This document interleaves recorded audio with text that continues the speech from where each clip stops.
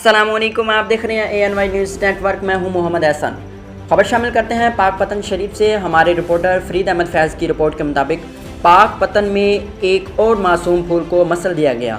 मोहम्मद एहसन वालिद मोहम्मद ज़फ़र भट्टी चक number 55 SP का रिहायशी था और अपने नाना नानी से मिलने चक नंबर 29 SP आया हुआ था।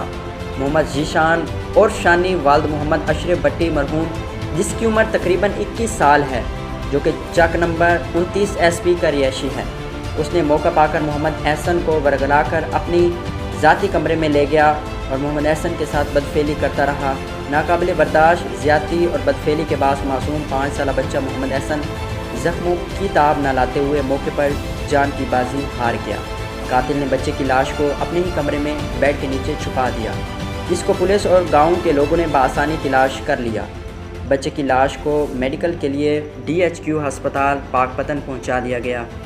पुलिस ने बरवक्त कार्रवाई करते हुए मुलजिम जीशान को गिरफ़्तार कर लिया और कार्रवाई शुरू कर दी।